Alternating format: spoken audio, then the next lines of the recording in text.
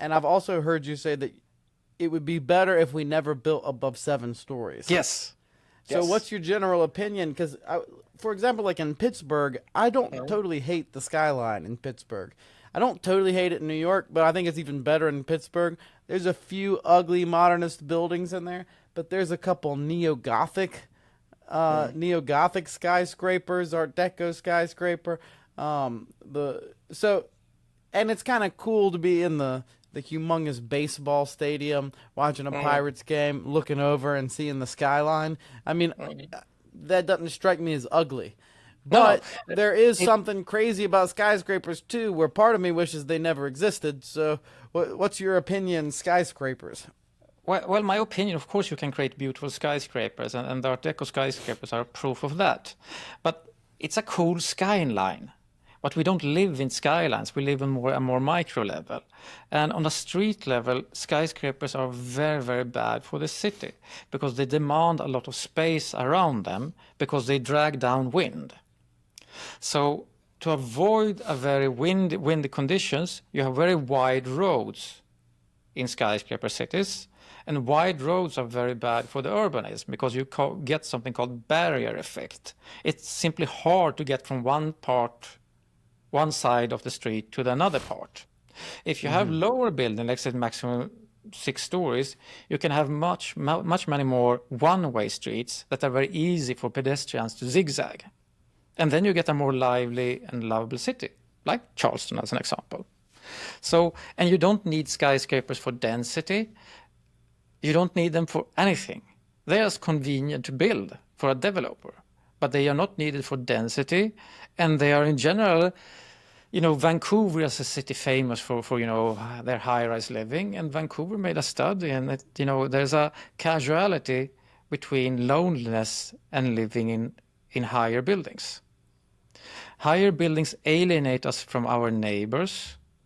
They alienate us from the street and from the city. And kids that live in high rises are much less outside than kids that live in more low rises. So we are disconnected from this. Could there be a function for them? Sorry, I didn't interrupt. Could there be a function for them for like business, but not for living in an ideal world? In an ideal world, of course, in business it matters less. But at the same time, if you live in a skyscraper and you work on the 35th floor, how much do you go outside? During your lunch break or anything? No, you will be stuck at your office your entire day. Mm-hmm. So it's also, we lose connection with the street and with people around us. So generally, I really don't like skyscrapers. If built only for commercial reasons, and otherwise it's also it's against the principles of the classical city. In the classical city, let's say like how Stockholm or central Paris were built, only the religious buildings, the churches, and the public buildings rise above, the commercial and the residential buildings. So that's also the ideal and what shows what is important in society, the public and the spiritual.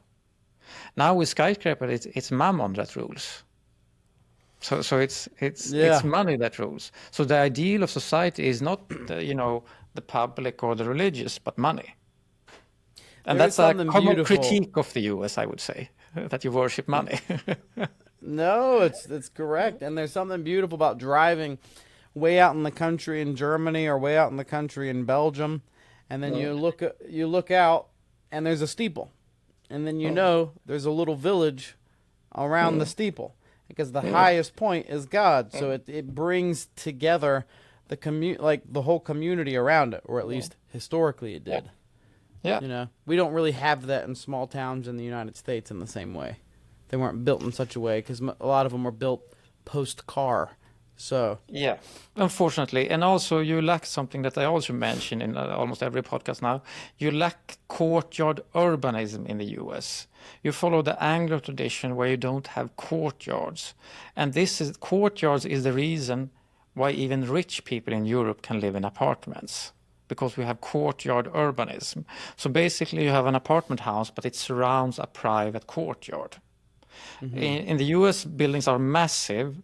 So you don't get any greenery, and don't get any safe space for the kids. You always have to walk with kids to a park or something. Of course, you do it even if you have courtyard greenery, but you don't have that quiet, safe, green space next to you. For that, you need to live in a townhouse or you need to live in the suburbs. So in that sense, European cities are middle-class friendlier than even in the US United small States. towns.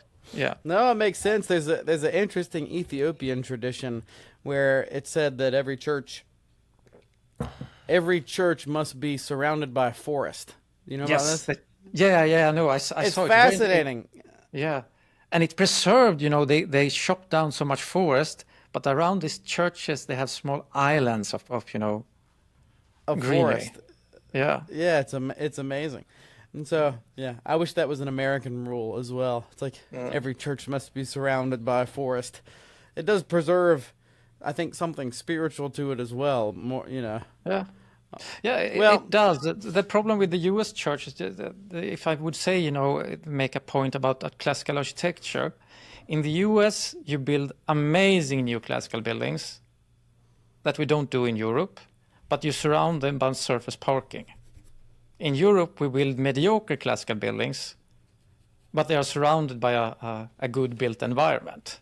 So it's, no one is perfect, but it would be so lovely to see all these amazing projects that I see in the US surrounded by city and not by surface parking, just remote.